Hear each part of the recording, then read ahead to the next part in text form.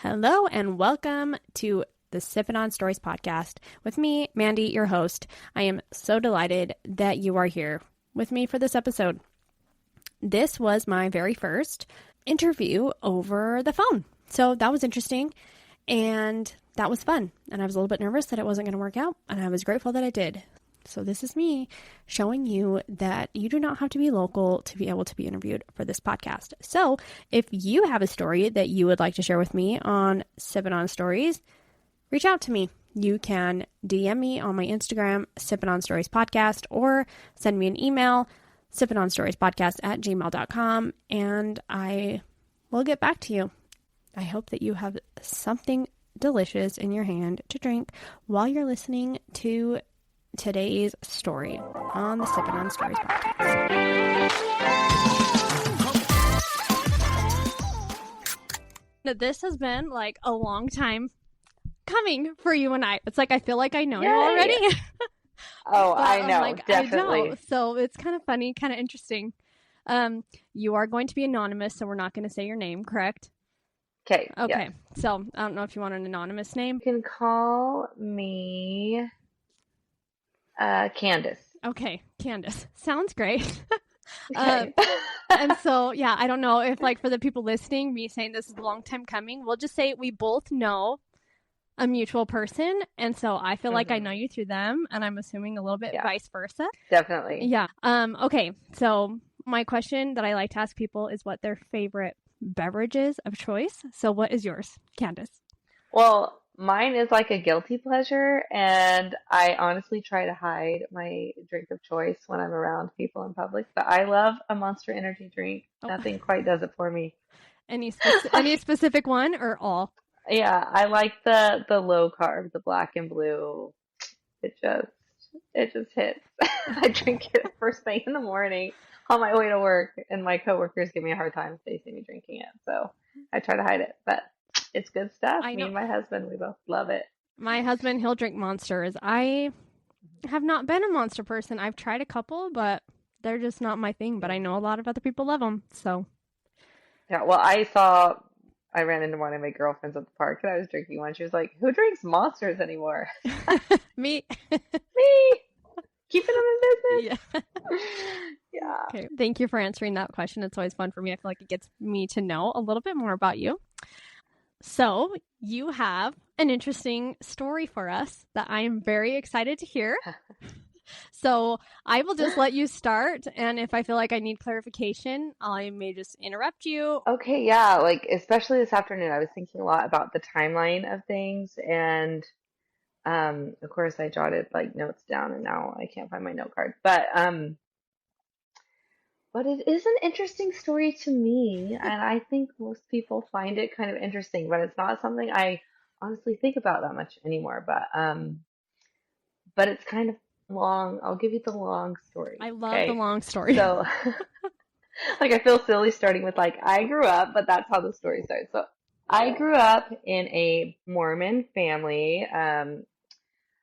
My parents converted to the LDS church when they were pregnant with my older brother, and I have 4 brothers and 1 older sister who's 3 years older than me.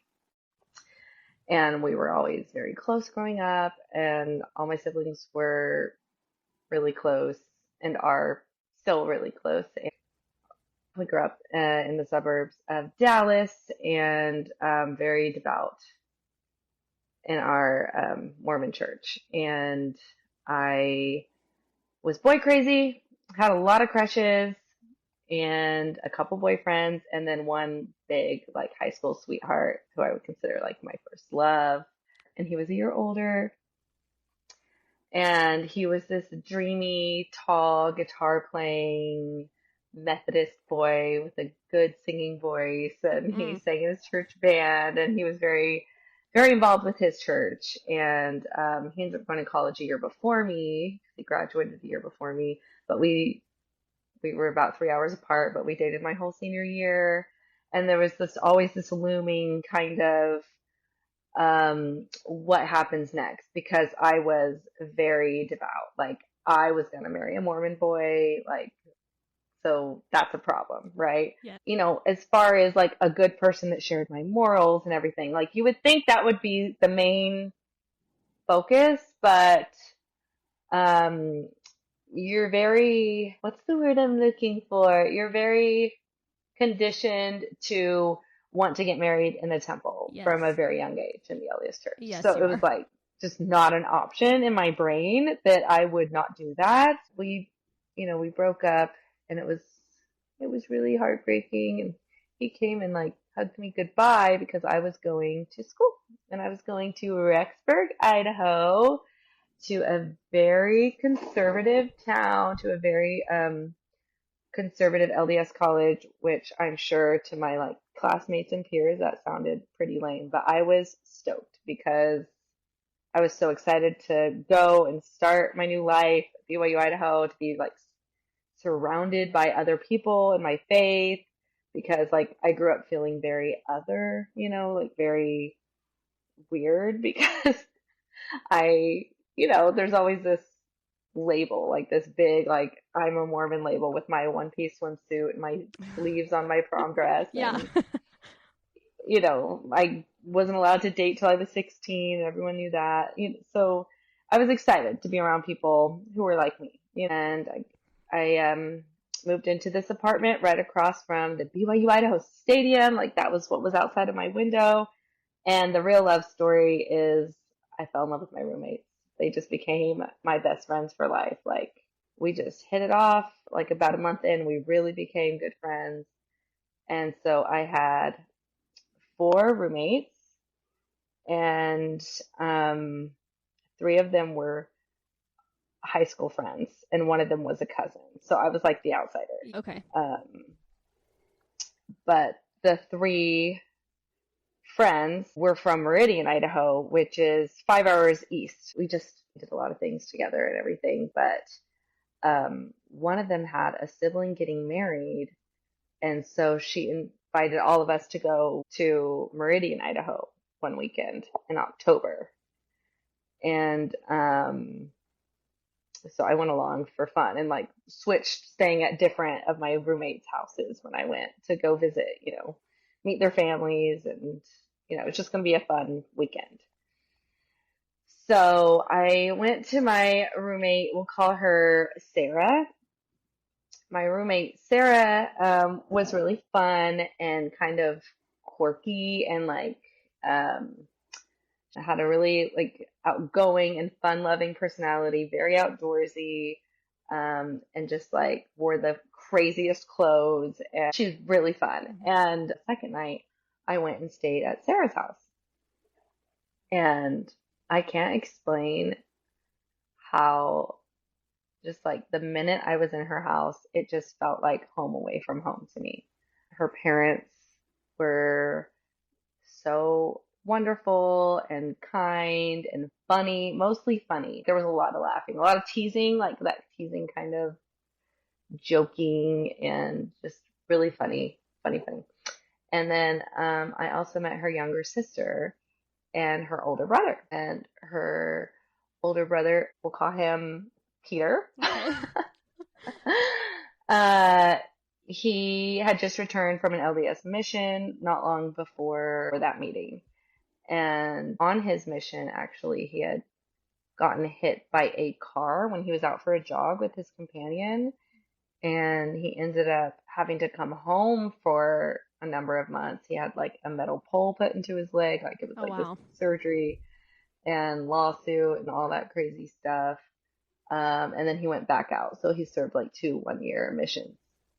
Uh, I just thought like right away he was like teasing me and joking with me. And at one point I was getting text on my phone from like, I don't know, some random person. It ended up being him playing a prank on me, like just right away, just like we hit it off like super fast. And then like, three of us stayed up watching a movie, but then Sarah ended up going to bed. It was just the two of us, and we were just like talking and laughing. And to this day, I can honestly say I don't think I've ever like clicked with somebody so fast in my life. And there was a lot of chemistry, right? Mm-hmm. So I was just like, oh, like her brother's really cool.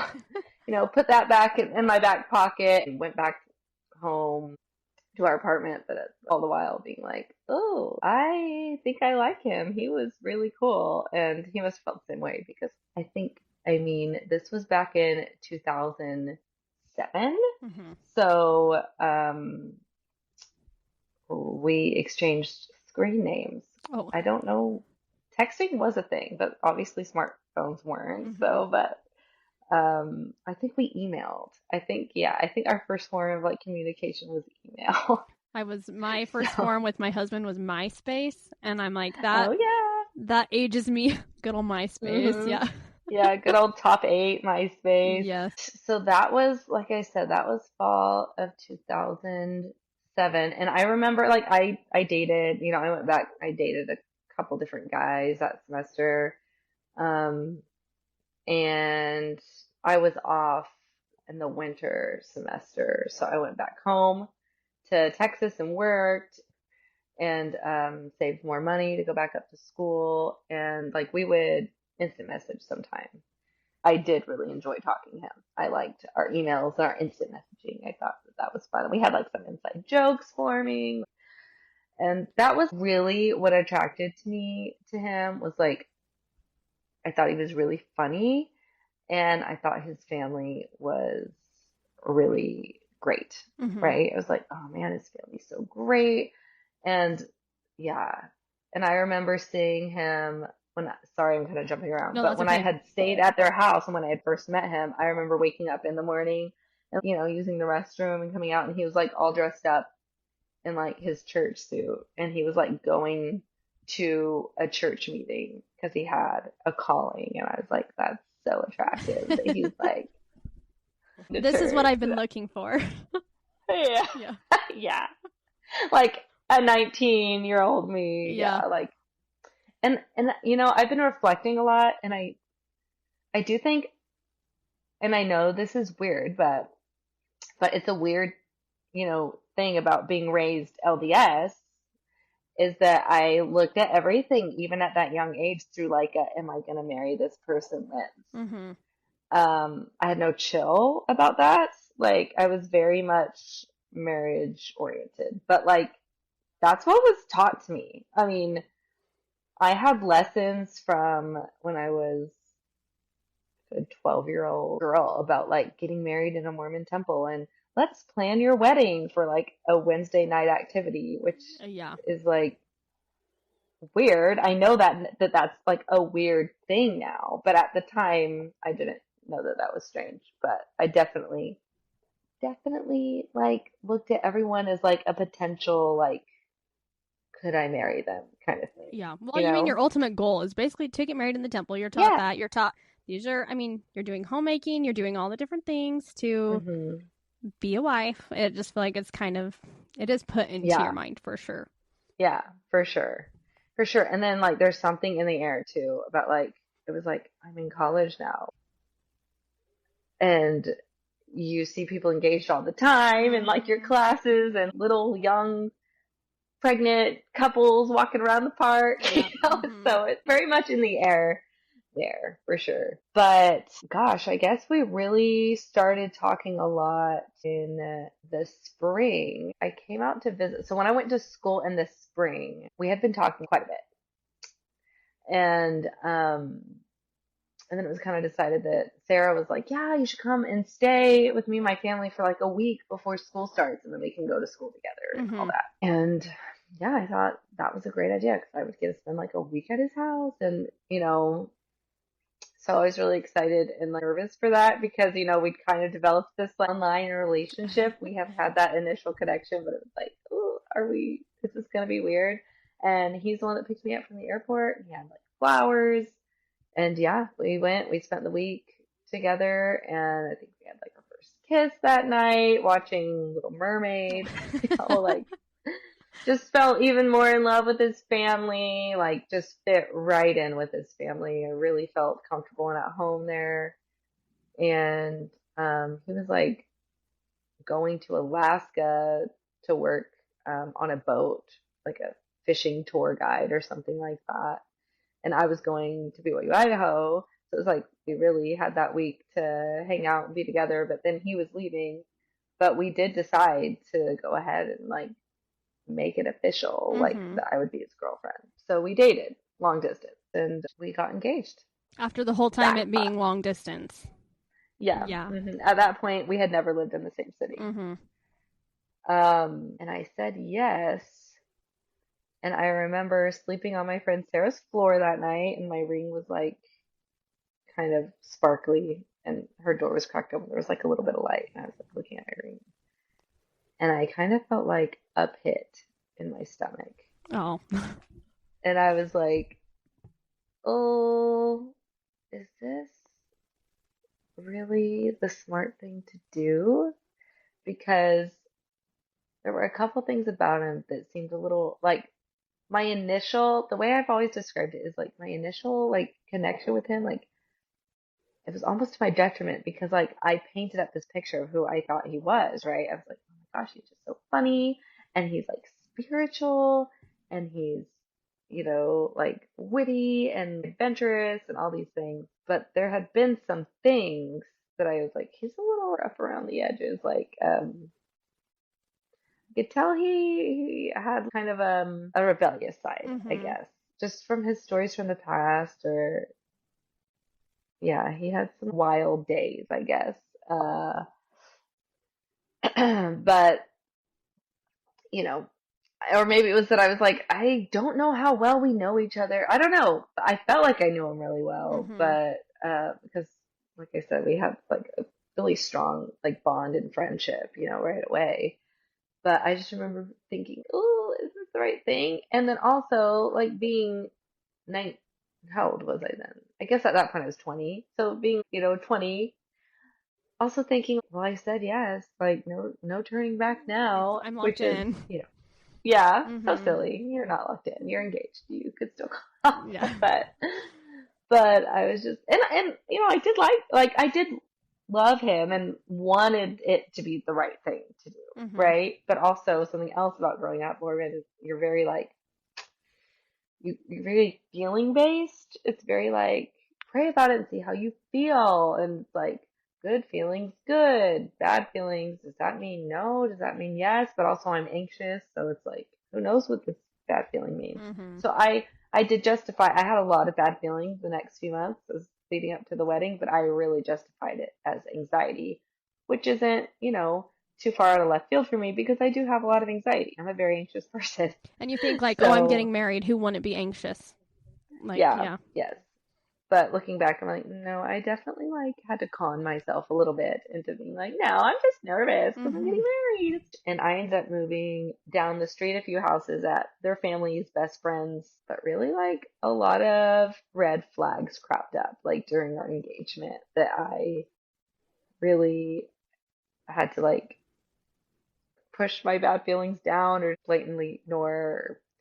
Like, let's see. I think the first really like unsettling thing was we were like gonna go camping with his family, and his dad asked us to get firewood, and we were like in the backyard gathering the wood, and there was like this concrete slab that had like a dark red like blood on it, and he was like, do you see that stain? I was like, yeah. He was like, well, I've never told anyone this, but I was like shooting my BB gun like at the neighbor's cat, Oh boy. and I got it, and it was like, squealing or whatever. It was like hurt. So I brought it over here and I like smashed it with a log. Oh my I was like, gosh. I was like, what?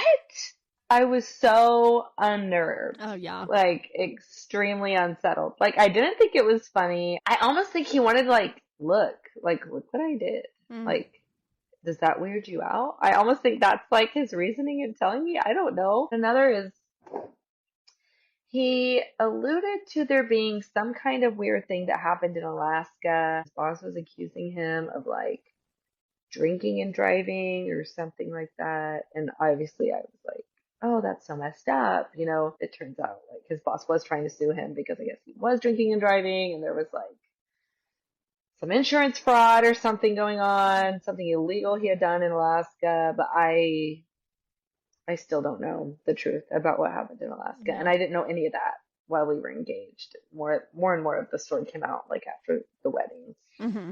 But also we just like fought a lot, and like I didn't and still don't consider myself much of a fighter. Um, my parents have like a really loving, like calm marriage. Mm-hmm. And I just always assumed I would have that too. And my ex-boyfriend and I never fought. I don't like confrontation. I'm I'm not nitpicky. I feel like I'm a pretty chill person, but man, we started like fighting a lot. And really, I think the basis of our fights would be like I wanted him to be more churchy and spiritual than he was. And like, it's very silly to me now.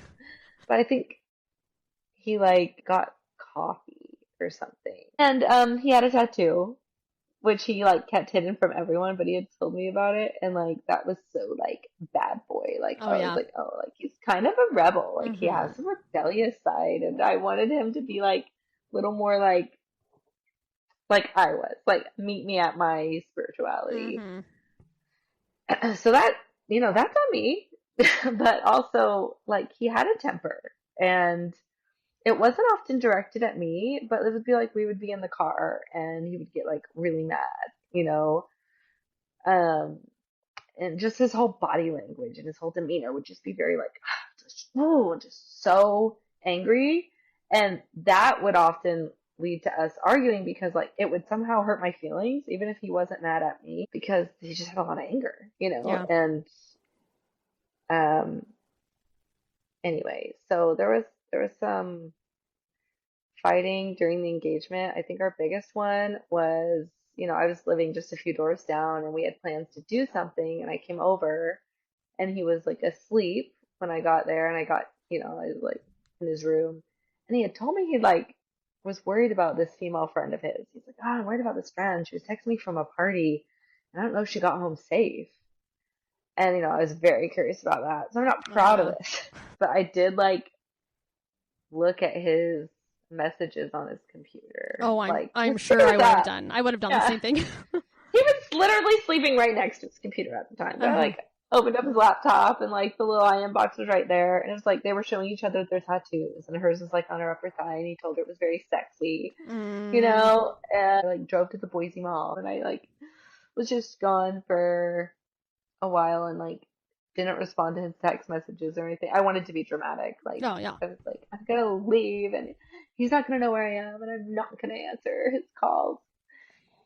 And he kept like trying to call me, and then like had texted him that I saw his messages with that girl or whatever, and he just was like, I'm gonna call the cops and report you missing if you don't respond to me. I was pretty upset at the time, but we worked it out, obviously, and we ended up getting married in Dallas, in the Dallas temple, in the Dallas Mormon temple in March of 2009.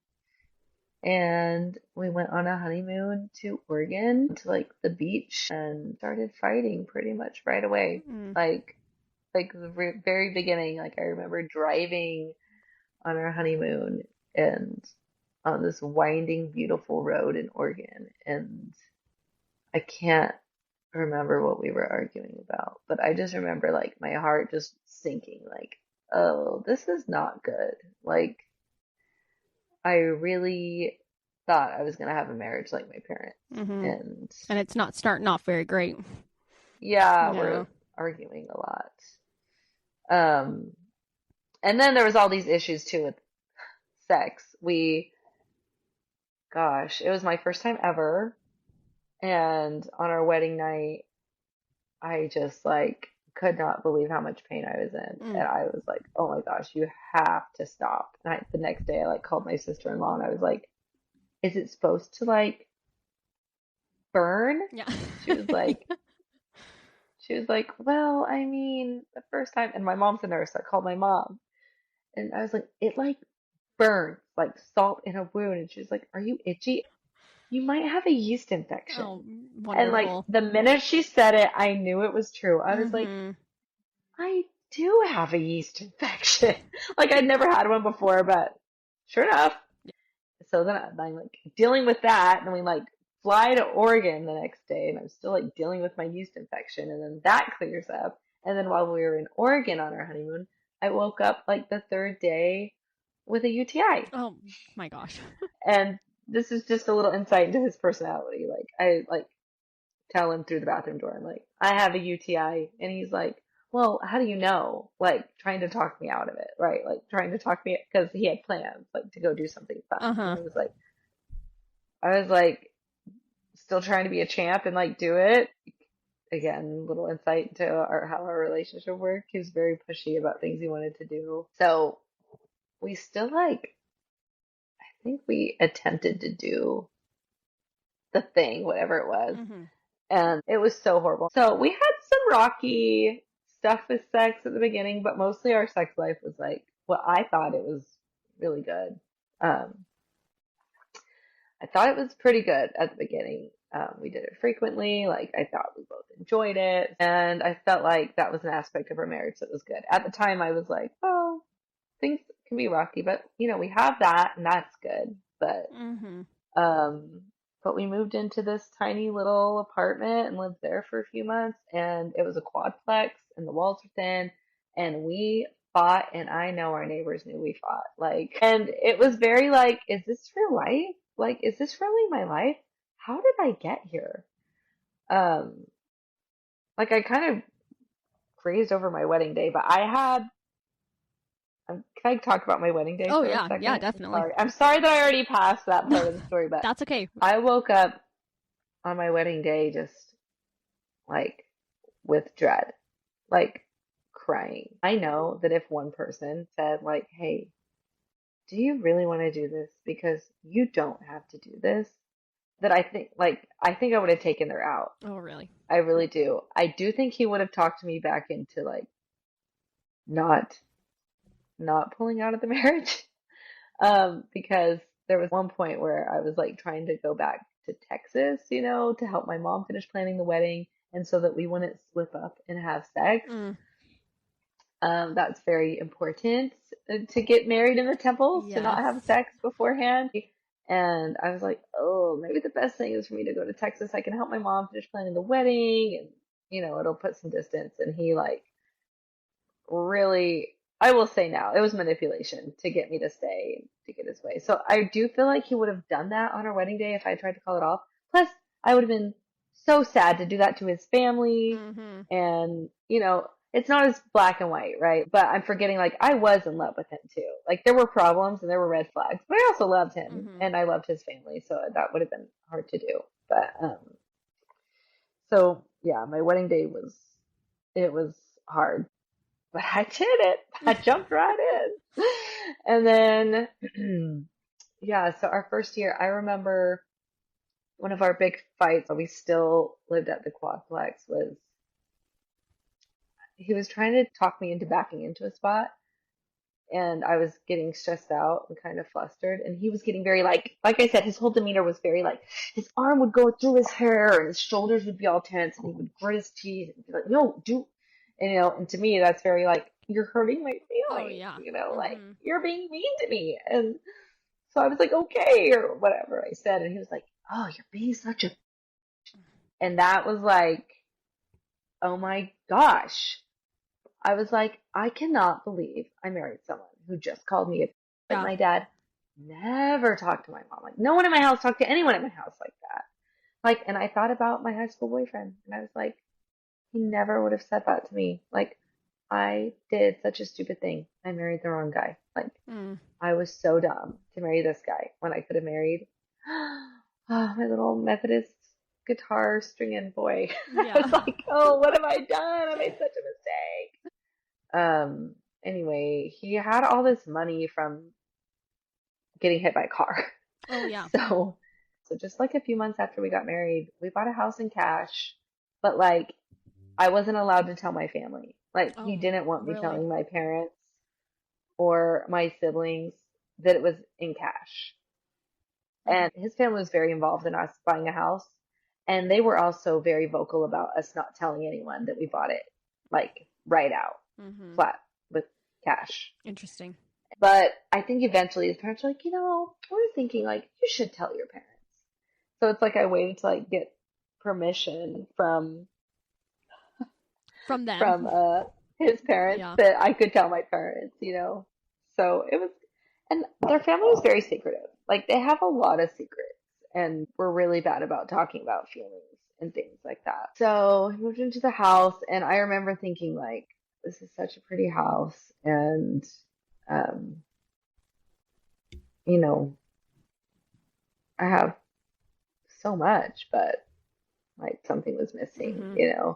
And it's like my brother, I married one of my other roommates, Allie. So my brother married my other roommate, Allie, and they just like lived in this small little terrible trailer in Rexburg, Idaho, and didn't have a lot of heat. But I just like looked up to their marriage so much because they Mm-hmm. had so much like love and sweetness, and they just got along so well. And I remember being really envious of them. I remember thinking like they're probably thinking like that I have it all because we have this great house, this great pretty house, but like they have such a sweet marriage, and it's like if you don't have that, it's hard to be happy with You just what feel you alone have, in this you know. house. Yeah, Yeah. yeah. But things got really weird. So then we're like fast forwarding a year. Now we're into December. His younger sister, Sarah, was getting married, and Allie and my brother came in to stay with us for the wedding, and a couple other friends. And Peter had been out hunting, and so he came back to the house. He'd been hunting all day, and like I had a house full of people, like close friends and everything, and my brother. And he got back and he pulled me aside, and he was like, "Hey, uh, I like drank some Tamiflu, and then I had like a Red Bull, and it's making me feel really weird. I feel weird." And his eyes were all red and bloodshot, and I was Mm. like, "Oh, are you okay?" And he was like, "Yeah, I just feel like um a little off. I just want you to know." And I was like, "Oh my gosh, your eyes are like red." That And I Tamiflu, was man. like, "Yeah, I thought it was funny." I was like, and I was very naive, okay? I had never had a sip of alcohol. I didn't party. I had lots of friends that partied, but they're like, "You wouldn't want to be there." Like, and I truly didn't. I didn't want to be around alcohol. Didn't even know what it smelled like. Nothing. But like, we go to this wedding, and I'm like, I'll drive because Peter's not feeling great. And really, he was just like drunk off his butt, like Mm. totally so drunk, but I had no idea. And like, he like needed my brother ended up having to like help him stand and like get in the building. And then he was like Was being this really one like at the temple or was this like the reception? this was at the reception at a Okay. church. And so he's like being really silly and like we left shortly. I was like, I think we need to go. Like I'm worried about it. And my brother's like, yeah, maybe you should take him home. So like I did. I took him back to the house. Then I went back to the church and I started feeling like I think I need to go check on him. And my brother was like, I'll come with you. We came and he was passed out. We had this big love sack in the living room and he was like passed out on the love sack. And I was like, oh no. And I started like trying to wake him up and he wouldn't wake up. She was like blackout drunk. Mm. But I didn't understand this stuff. Trying to wake him up. He doesn't wake up. He doesn't wake up. I call his dad and I'm crying. I'm like, I can't wake Peter up. And he's like, call 911. So I did. I called 911 and I'm telling them like he drank Tamiflu and I'm like reading him what's on the Tamiflu box and he mixed it with a Monster and he was like I remember the operator saying, "Well, those two things wouldn't do that." And Mm-hmm. since he had anything else and the paramedics got there and same thing. His family's there at the time and like his dad like at this point he's like awake and blurry-eyed and looking really confused. And his dad like grabs him by the shirt and he's like, "Have you had anything to drink tonight?" And I was like, "What?" And he was like, "No." And I was like, "So like, no, for sure he hasn't." Yeah. And the paramedics kept asking me too. Like I rode in the truck with him to the hospital, and they're like, "Has he had anything? You know, he was at a wedding. Did he have any?" I was like, "No, he doesn't drink." Oh, I was like, "We're yeah. Mormon. He doesn't drink. Like, we don't drink." Which backstory? I'm so sorry. Pause. We did. I did almost break up with him. Um, when we were dating, not engaged yet, because like I found out he did drink in Alaska. Okay. So it was there But at some point. yes, so Yeah. I did know that. I did know that. I don't want to omit that part of the story because like that's on me, right? Like, but even with knowing that he had done that and he had told me and he had apologized, um, like I'm so sorry. Like I don't drink. I've repented. I don't, I won't do that again. Like I still was so certain that he had not been drinking. Mm-hmm. And like we get to the hospital and like they're doing lab work and I remember he looked at me when the doctor left the room, like after he took his blood draw and he was like, "Why didn't you call the ambulance?" Because you were And I was dead. like, I can't, we just want to make sure you're okay. And like he knew like he was in trouble, Mm-hmm. right? He was like, "Oh."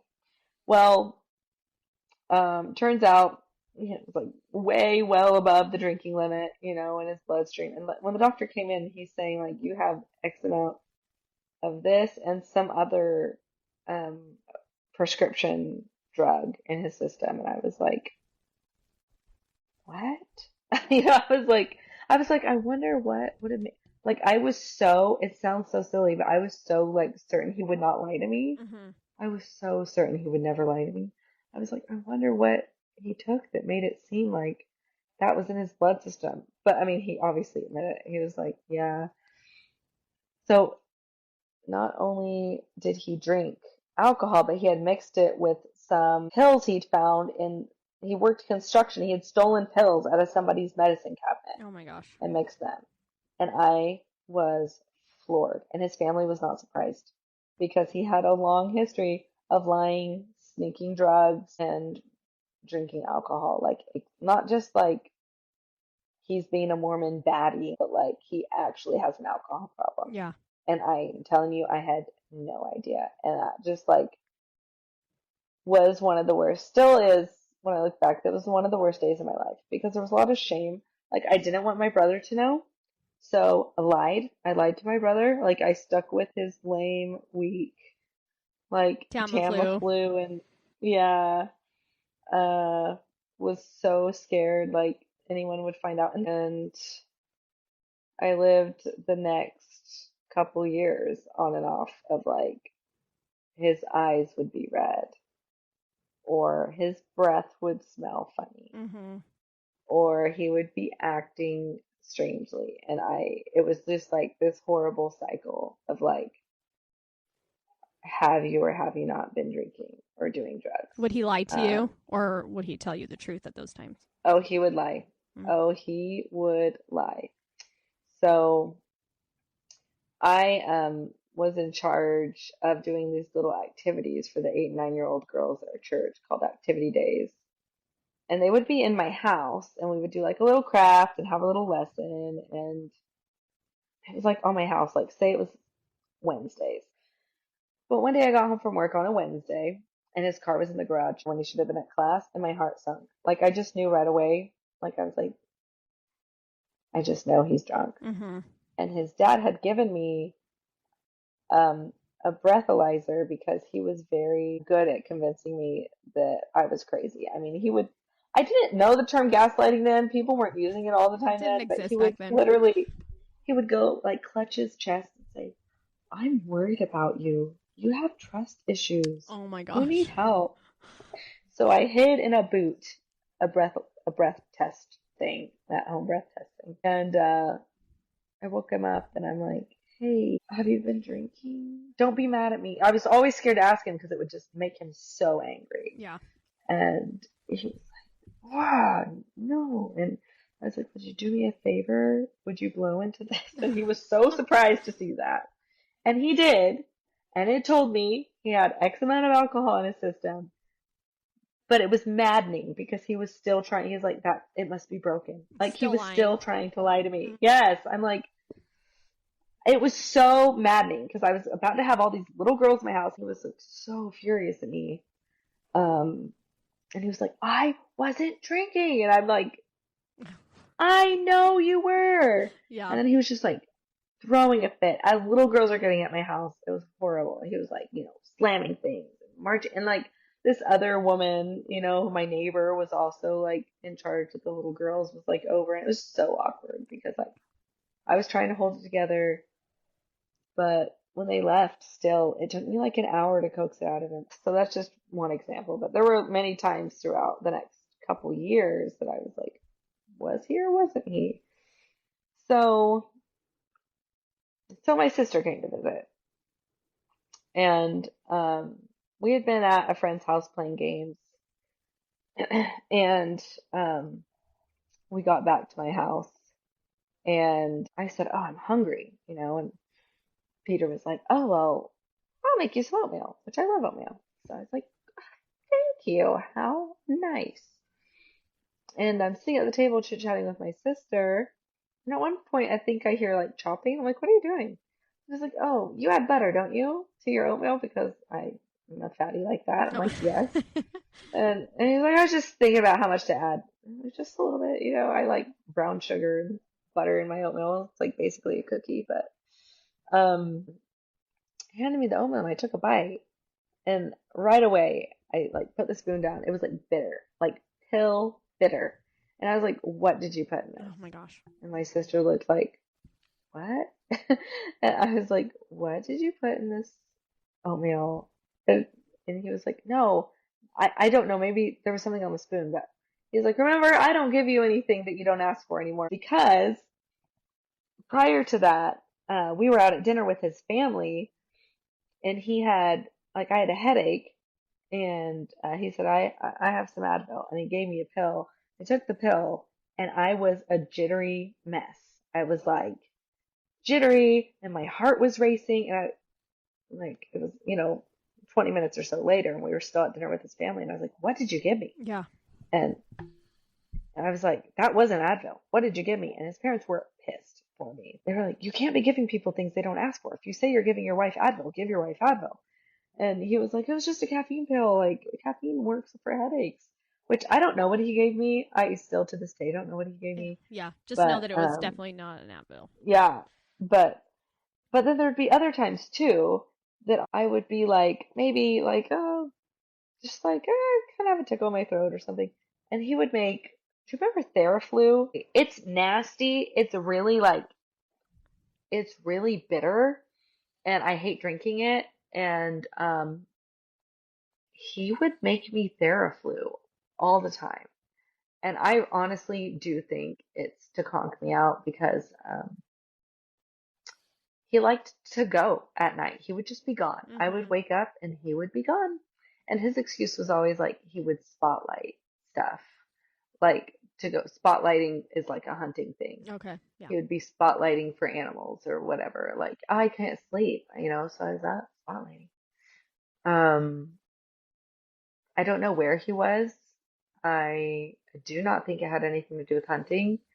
I do think he was probably out, drinking out with other women, up to all kinds of things. But he would always like try. I remember after he gave me whatever pill that was, my heart like would like feel out of rhythm like randomly for the next week. Like it lasted a long time. So I was like, "What the heck did he give me?" But with the Tamiflu, I feel like he could hide stuff in it Because it tasted so bad because it anyway. was it was already so bitter. Mm-hmm. And I remember one night, like watching TV with him in the living room, and he's like, "Here, I made you some of this." And I was like, "I don't really want to take that. I don't feel very bad." And he's like, "You should take it." And like, I was like, "I don't want to." And I was like, "Why? Are you trying to get rid of me?" And he was like, "What the F is that supposed to mean?" Like, got so mad. And I was like, You were caught. Or "Okay, he was caught. sorry." Yeah. Yeah, I like apologized, but in my head I was like, oh my gosh, your reaction just told me like everything I need to know. Like honestly, it was crazy. Like, but back to like that time with my sister, um, and the oatmeal, I I really think I really think he had like put something in it because the next time she visited, we went to Panda Express and I thought I got food poisoning because I ended up being really ill that weekend. I could hardly hang out with her and the two of them hung out. Like he took her to Boise State to look around and they did things while I was like sick as a dog in bed. And she never got sick, so maybe it wasn't food poisoning. Mm-hmm. Sometimes I wonder like did you give me something to have me sick so that you could like spend some time alone with my sister? Um, when she was there that visit, there was one point that I woke up, I'd been sick and I couldn't find them. Like I came downstairs and the lights were like some of the lights were on, but they weren't down there. And I opened the garage and it was dark in there but the cars were in there. So I shut them and I like looked in the backyard because my sister smoked. I was like, well, maybe my sister was out in the backyard smoking. But they were nowhere to be found. And then I went back in the garage and turned the light on and they were in there in the dark in the garage. It's weird. And I was like, what are y'all doing? And they're like, oh, we were about to go to Maverick down the street.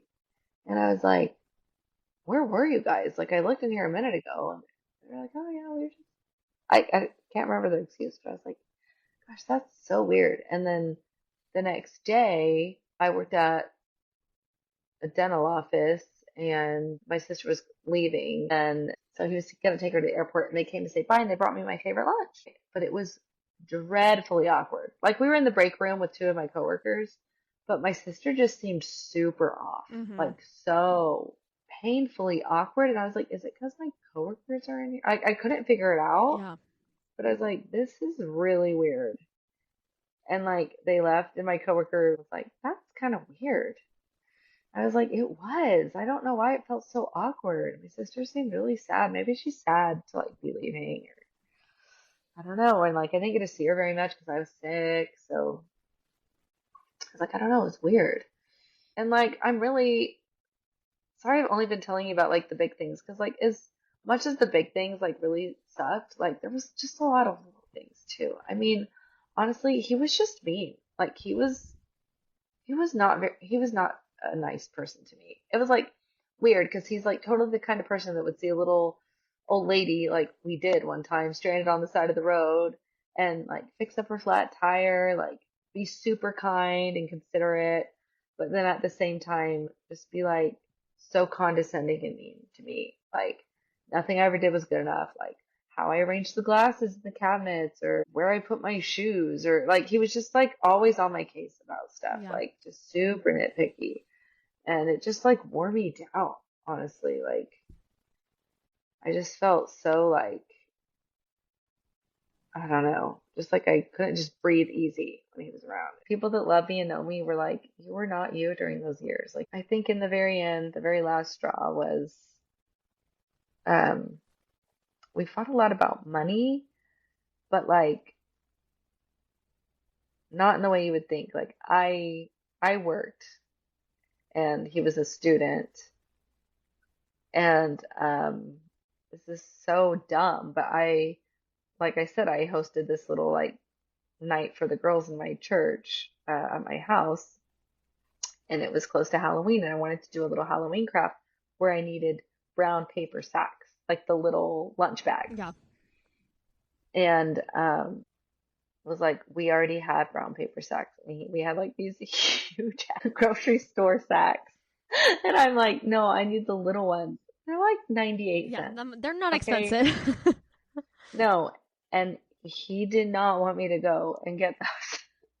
He was like, just fighting me on it, like yelling at me that we already had some and not to waste money. And he like, slammed the wall next to my head, which was a favorite of his, like to be scary, like never hit directly, right? But like, scare me a little bit, right?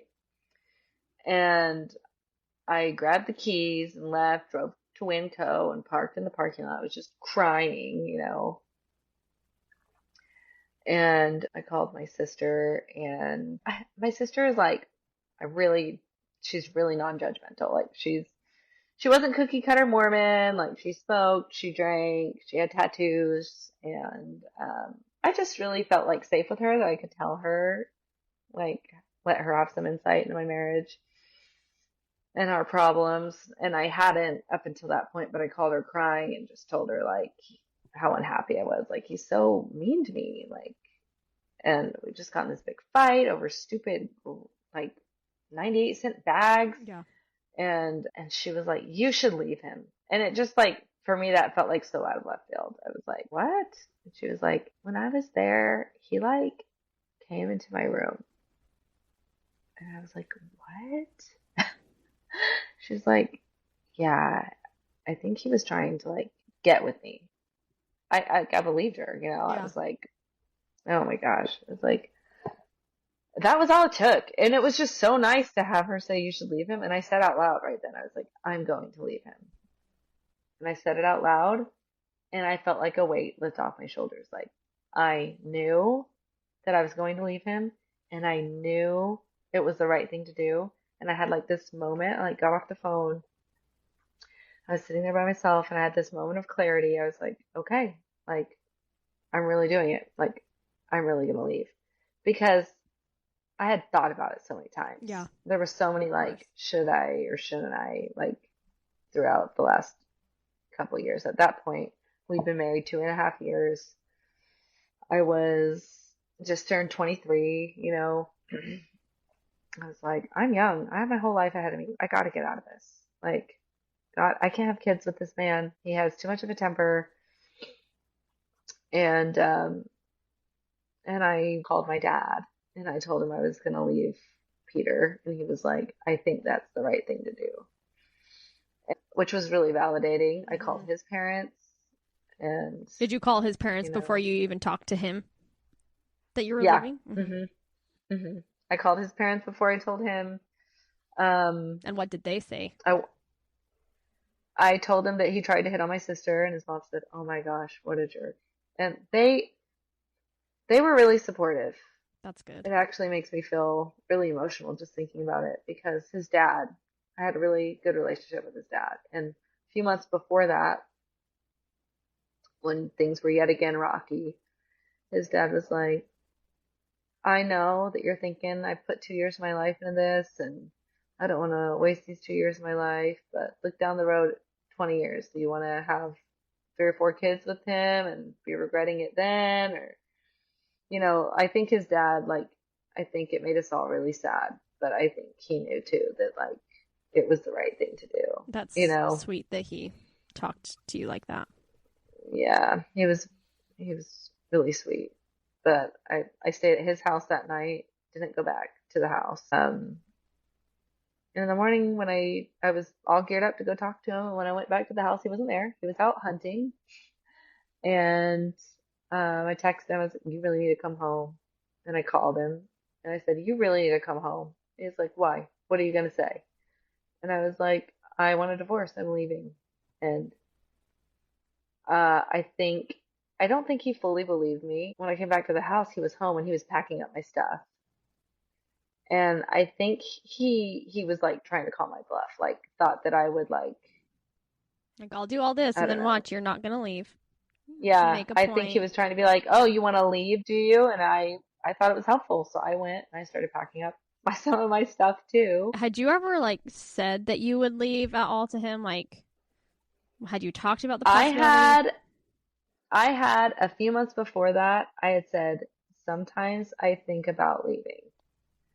And he was like, then do it then. And then before, when everything first came out, you know, after that first initial, like, oh my gosh, I'm married to an alcoholic drug abuser that like literally steals people's drugs out of their medicine cabinets, I, I stayed away. I stayed with his parents for a few days.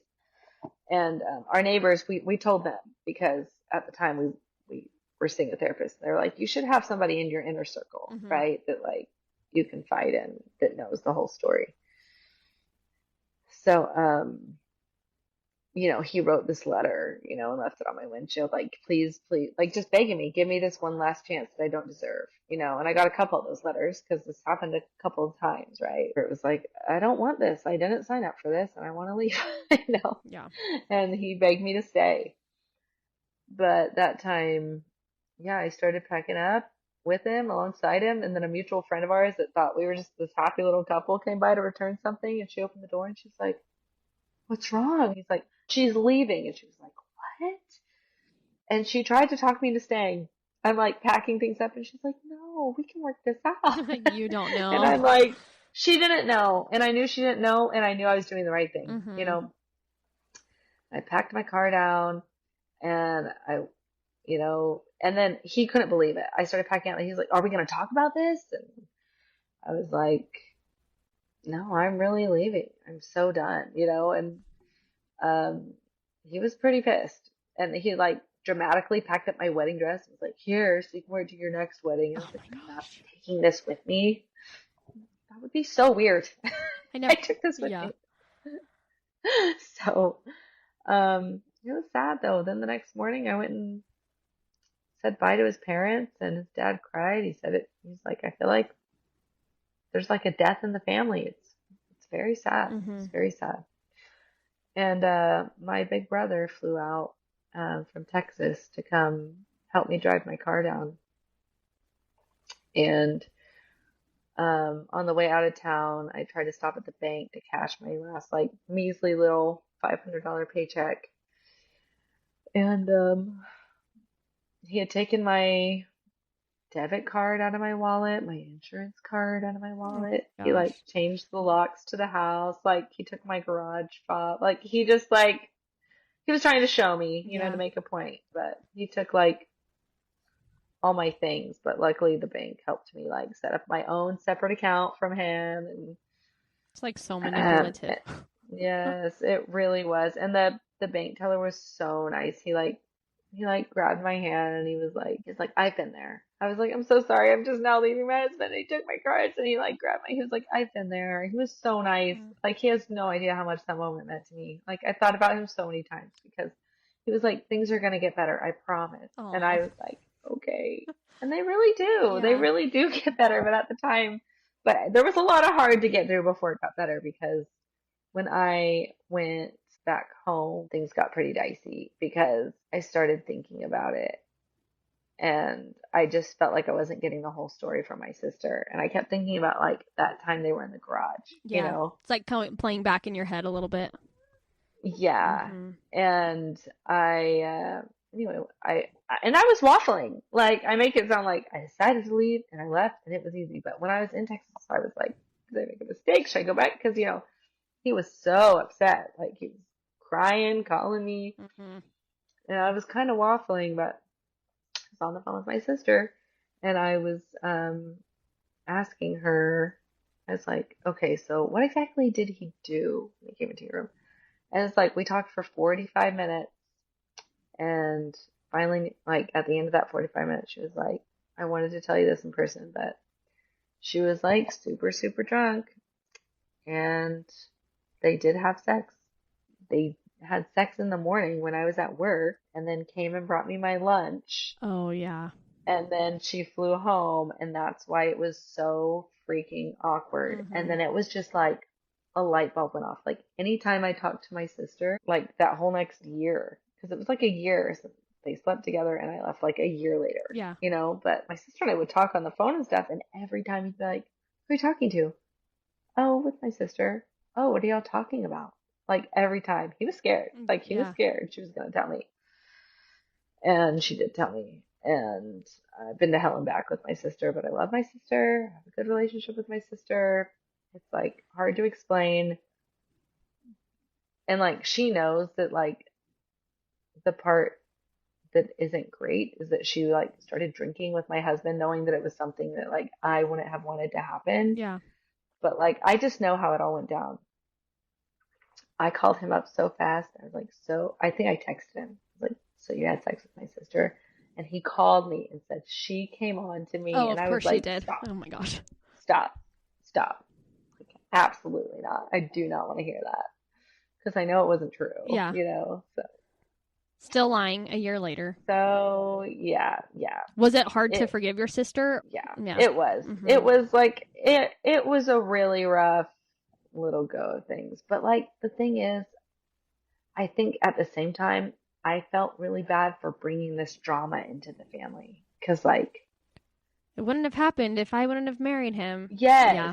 it was like, oh, I think that a lot of my anger was misplaced.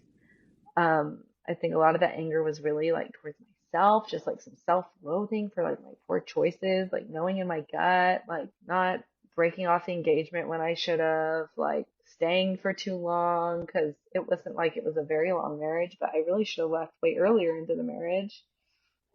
And just like really knowing, like, I know that some people would look at me and be like, well, how could you talk to your sister? Or how could you get over that? But like, There was so much there. Like, so much. yeah. I truly understand. Like, I can see this thing from every angle, Mm-hmm. and she made mistakes and she has her own problems, but it was a lot easier being me during that time than being her because all my siblings knew, and like my mom and my dad and some of our close family friends. It was easier being the victim than being part of the problem, Yeah. you know? So I got a lot of sympathy and a lot of like people in my corner.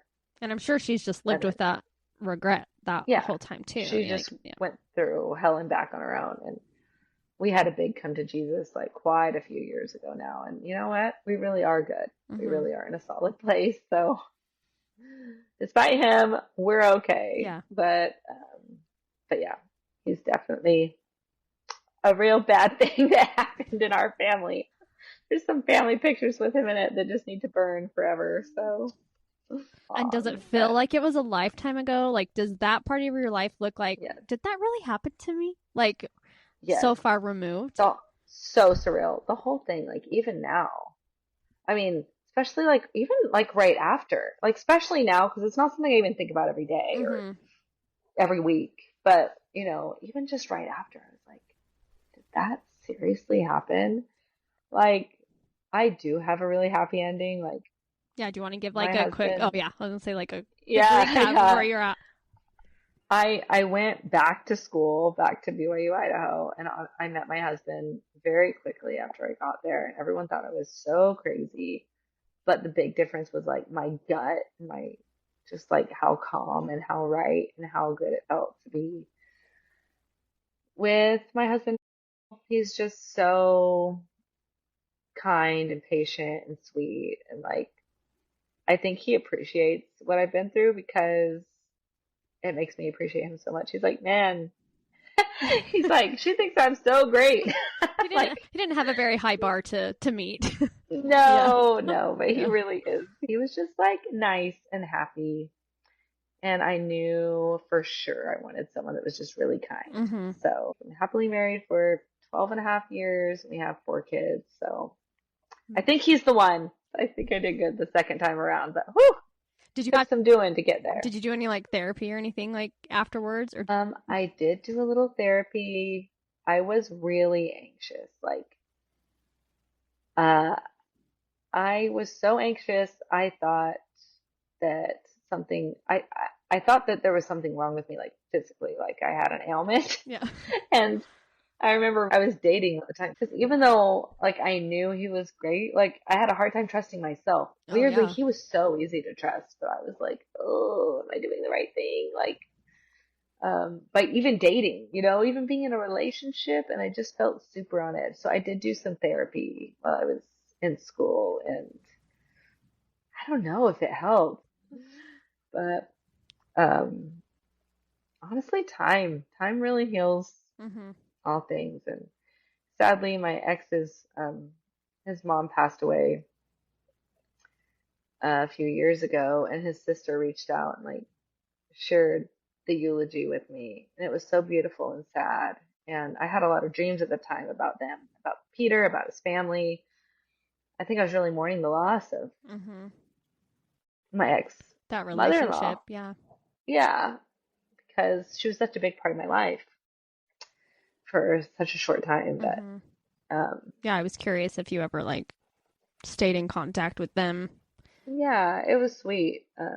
She she reached out. I worked for the school for a while. I wrote articles for this program the school had, and she reached out, like commented on one of my articles, and like wrote a letter saying, "This is the best article I've ever read." Oh, And I was that's like, cute. "Oh," someone's like, "You got a compliment on one of your articles." I was like, "Oh, that's my ex-mother-in-law."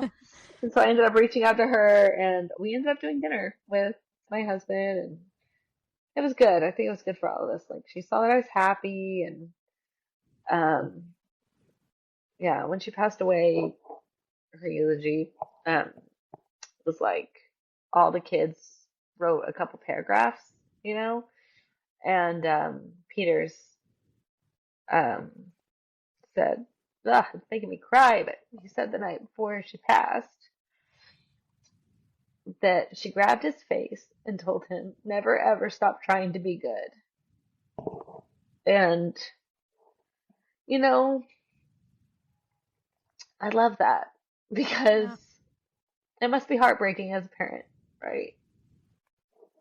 Whew, crying to see your kids make really bad choices. But I think in that moment I was like, I really forgive him. Like, he made a lot of really bad choices, and I'll never understand the appeal. I'll never understand, like, why pretend to be something when really you could just be living your life, and there are plenty of people who want to live this way too. Yeah. There are. Like, why did you pick me, this little good Mormon girl Mm-hmm. who wasn't okay with swearing or alcohol or, or Any of that. anything? Like, you could have just been your genuine self, but Mm-hmm. I'll never understand some of those things. But I really do like have forgiveness for him too. And, Yeah, I um, think it was like good closure for me because, like, oh yeah, at the time of, her passing, I started having all these crazy dreams all the time. And I think once I really said, and I like reached out to his sister, I was like, I really forgive him. Like, I really do. And then I stopped having the dreams, and it was mhm. like I was able to just have some closure. Yeah, I still talk to his sister from time to time, but like, it's sad, but we're Yeah. just like, you can't be like BFFs anymore, No. It's Yeah. just kind of Too complicated. this weirdness. Yeah. Yeah. Well, Yeah, but well, thanks for letting me share. It's n- been like a long time since I like n- told any part of this story. well, when you So said you were having trouble remembering details, to me it sounded like you remembered the details great. So I don't know any you're probably different. like less No. details. Well, that's why I say there's no such thing. There's no such thing as less details for me. So, Oh my gosh, I know. I want all the details. yeah. Well, thank you for sharing your Yes, story with thank us. you. And thanks so much for like taking the time to listen to me talk. It's really nice of you. Oh, yeah, I appreciate it. All Okay. right, Well, bye, have a good night. Mandy. Thank Bye. you. You too. All right, Yeah, bye. bye. I think we can all agree that Candace made the correct decision in getting out of that relationship with Peter. So glad that she did, and that she's living a happy life with her new husband and family. She definitely deserves it. So thank you, Candace, for coming on and sharing that terrible but entertaining story with all of us. Okay, you guys. If you are listening to this episode on Spotify or on Apple Podcasts and you are not yet following the podcast, go ahead and just click that little follow button so that you can see when new podcasts are released. And if you yourself would like to be a guest on the podcast but cannot think of a story to tell, I have put on my Instagram page some little prompts just to help spark your memory a little bit. Speaking of, if you are not yet following the Instagram page at Sippin' on Stories Podcast, go over there and also give it a follow. I really love to interact with you in the comments and in the DMs. It is so fun for me. So go over there and do that. And if you're already there, thank you so much. I love you and appreciate you. Thank you for tuning in to today's episode of the Sippin' on Stories Podcast with me, Mandy Corey, your host. We will see you again next week.